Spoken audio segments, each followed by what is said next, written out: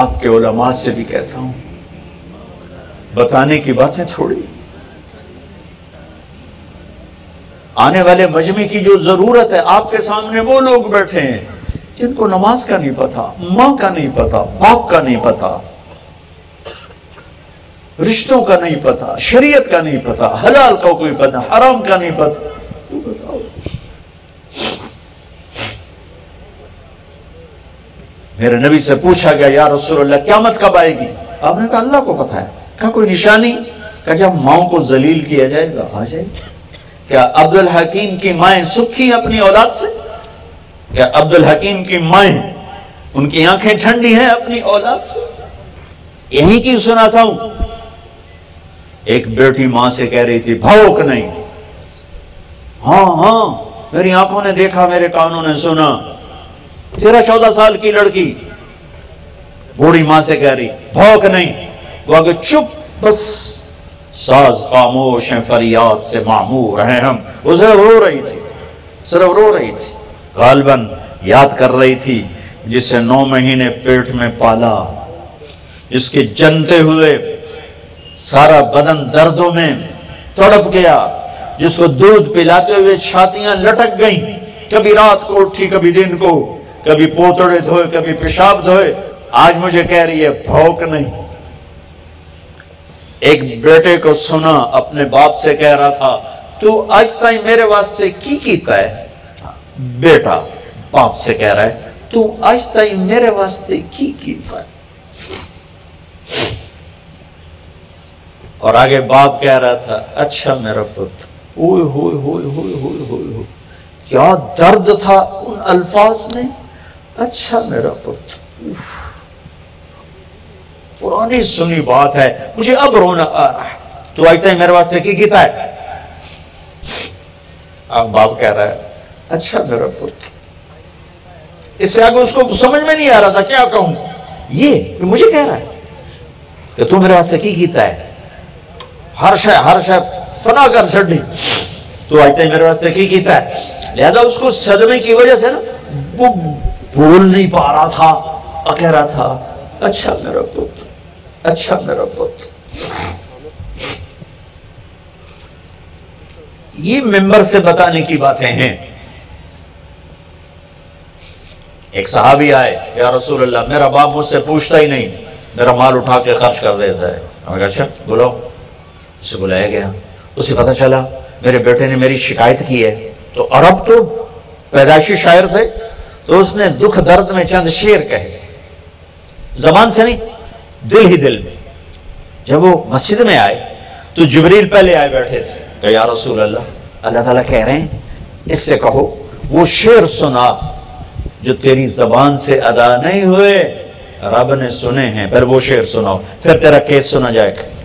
جب وہ آئے تو آپ نے کہا بھائی تیرا معاملہ تو بعد میں ہوگا، پہلے وہ شعر سنا جو تیری زبان سے تو ادا نہیں ہوئے، پر وہ اللہ نے سن لیے ہیں۔ وہ کہنے لگا یا رسول اللہ میں گواہی دیتا ہوں آپ اللہ کے رسول ہیں، آپ کا رب ہمارا ایمان بڑھاتا رہتا ہے۔ اللہ کی قسم یا رسول اللہ، بزم تصور میں چند کلمات آئے اور چلے گئے، زبان نے تو حرکت ہی نہیں کی، آپ کے رب نے سن لیے۔ کہاں کیا کہا تھا؟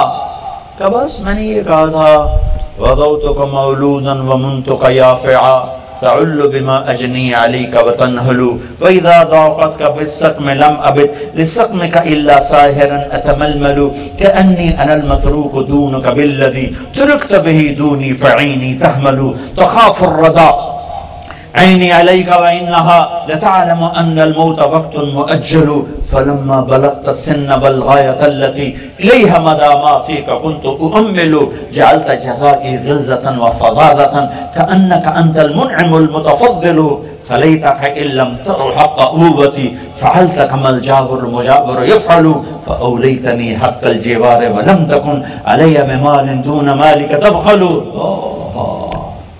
بیٹا آج تو میرا گلہ لے کے گیا ہے، تو جس دن پیدا ہوا تھا نا اس کے بعد میں نے اپنے لیے جینا چھوڑ دیا تھا، میں نے تیرے لیے جینا شروع کیا، بھوکا رہ کے تجھے کھلایا، جاگ کے تجھے سلایا، گرم سرد ہواؤں سے لڑ کے تجھے عافیت کی چھاؤں میں لٹایا، روکھی سوکھی کھا کے تمہیں تر کھلایا، تیری ایک مسکراہٹ کے لیے نہ دن دیکھا نہ رات، اپنی جوانی کو رس نچوڑتا رہا، تیری ہڈیوں میں بھرتا رہا، اتارتا رہا، تیری ایک ہائے ساری رات سونے نہیں دیتی تھی، تیری ہلکی سی بیماری ساری رات تڑپا کے رکھتی تھی، تیرا تڑپنا مجھے بے قرار کرتا تھا، جیا بھی تیرے لیے اور جاگا بھی تیرے لیے، بھوکا رہ کر تیرے لیے جوڑا، پیاسا رہ کر تیرے لیے جوڑا، وقت گزرتا گیا، میری ہڈیوں کا ارک نکل کے تیری ہڈیوں میں اترتا گیا، تو ایک پھلدار درخت بنا اور میں ایک خشک لکڑی بن گیا، تیرا قد سیدھا ہو گیا، بڑھاپے نے مجھے کمان بنا دیا، تیرا سینہ تن گیا، میرے ہاتھوں میں لاٹھی آ گئی، پھر مجھے خیال آیا جیسے میں اسے بچپن میں انگلی پکڑ کے چلتا تھا، اسے گود میں اٹھاتا تھا، اسے بازوں پہ اٹھا کے چلتا تھا، اسے کندھوں پہ بٹھاتا تھا، اسے کمر پہ اٹھاتا تھا، اب وقت آیا ہے، میں بوڑھا ہو گیا ہوں، یہ میرا ہاتھ پکڑ کے چلے گا، مجھے باہوں میں لے کے چلے گا، یہ میرا سہارا بن کے چلے گا، ایک دم تیرے تیور بدلے، تیری آنکھیں اوپر چڑھ گئیں اور تو نے مجھے ایسے دیکھا جیسے میں تیرا باپ نہیں، میں تیرا نوکر ہوں، تو مجھے خیال آیا شاید میں خواب دیکھ رہا تھا کہ میں باپ ہوں، میں باپ نہیں ہوں، میں تو نوکر ہوں، مجھے لگتا ہے میں خواب دیکھ رہا تھا۔ ہاں اچھا بیٹا، اگر تو نے مجھے باپ نہیں سمجھا تو ایک ضرورت مند پڑوسی سمجھ لے کہ آدمی اپنے پڑوسی کا حال پوچھ لے، تو اتنا تو میرے نال کرے، یہاں جڑا گواٹی نال کیتا جاندہ تو وہ بھی نہ کیتا میرے نال۔ ارے میں اس کا کیا ترجمہ کروں، میں تو جب کرتا ہوں روتا ہوں، میرے نبی رو رو کے برا حال ہو،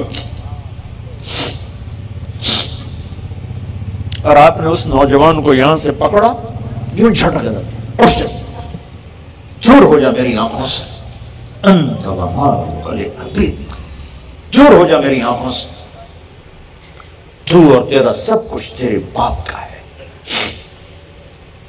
ممبر سے یہ بتانے کی چیزیں ہیں،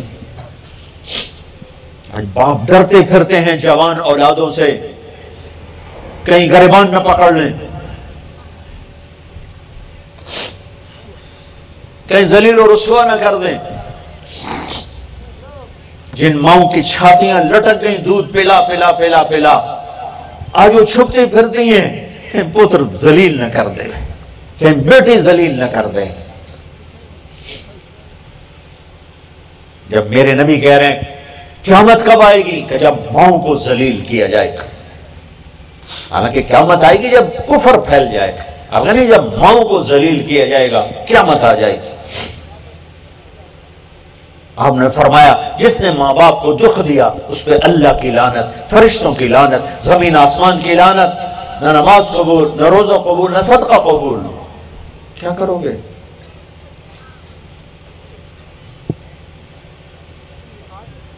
ہاں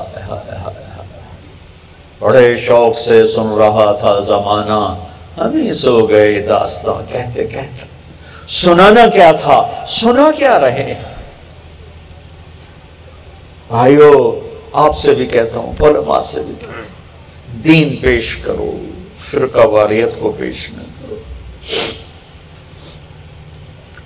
گھر میں زندگی کیسی ہونی چاہیے بیوی کے ساتھ، بیوی کی خاوند کے ساتھ، یہ ممبر سے بتانے کی چیز ہے کہ آج نہ خاوند کو پتا ہے بیوی کو عزت کیسے دینی ہے، نہ بیوی کو پتا ہے خاوند کو عزت کیسے دینی ہے، نہ دونوں کو پتا ہے کہ اولاد کے ساتھ کیسا سلوک کرنا ہے، نہ اولاد کو پتا ہے کہ ماں باپ کے ساتھ کیا کرنا ہے۔ کتنا بڑا دین ہے جو نہیں بتایا جا رہا۔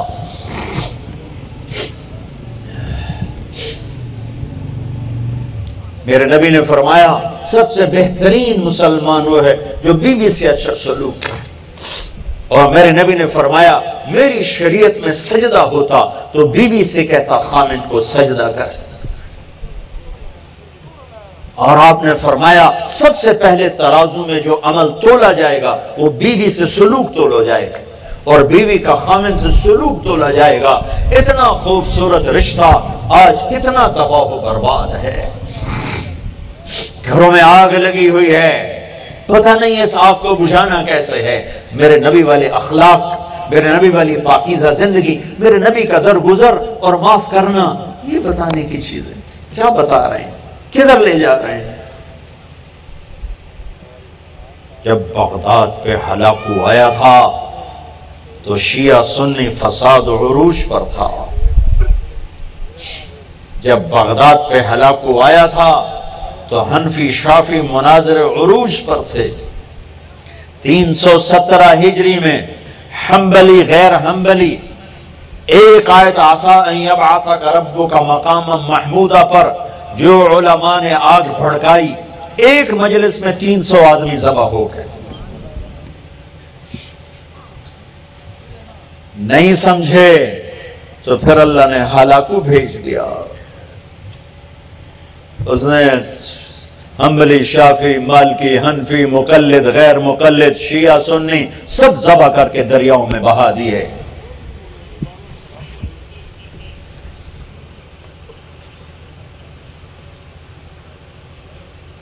اسپین میں گیا، میں بہت رویا، اس لیے نہیں رویا کہ 800 سال حکومت تھی، اس لیے رویا کہ جس وجہ سے اسپین تباہ ہوا وہ سارے اسباب میرے دیس میں عروج پر ہیں۔ جب مسجد قرطبہ اللہ رسول کی صدا بلند کرتی تھی تو یورپ اسپین کے مسلمانوں کے سامنے نوکر بن کے کھڑا تھا، اور جب اسپین کی مسجدیں فرقہ واریت کا مرکز بنی اور ایک دوسرے سے نفرتوں کی آگ بھڑکی تو میرے اللہ نے اسپین سے ایسا مسلمانوں کو مٹایا کہ ایک بھی کلمہ پڑھنے والا باقی نہ بچا۔ میں مسجد قرطبہ گیا، وہ گرجا بنی ہوئی ہے، بتوں سے بھری پڑی ہے، اور اس کے پیچھے وہ نادان علماء ہیں جنہوں نے امت سے ہٹ کر فرقہ واریت میں بدل دیا، اور وہ نادان عوام ہیں جو فرقوں میں بٹ کے آپس میں دست و گریباں ہوئے۔ تو اللہ تعالیٰ نے باطل کو چڑھایا جنہوں نے ان کی مسجدوں کو گرجے بنا دیے۔ بڑے بڑے بت مسجد قرطبہ میں پڑے ہیں جہاں 800 سال میرے اللہ کا نام گونجا، جاؤ جا کے دیکھو وہاں بت پڑے ہوئے، بیچوں وسط میں گرجا بنا ہوا ہے۔ میرے بھائیوں، تم میرے دیس کے نہیں، میرے علاقے کے لوگ ہو۔ میں جس ہمدردی کے ساتھ تم سے بات کر سکتا ہوں کسی سے نہیں کر سکتا، تو میرے گھر کے لوگ، میرے گھر کے لوگ۔ اور میں اس تباہی کو دیکھ رہا ہوں جس نے نفرتوں کی وہ آگ بھڑکائی ہے کہ مسلمان کو سلام کرنے کے لیے تیار نہیں ہے۔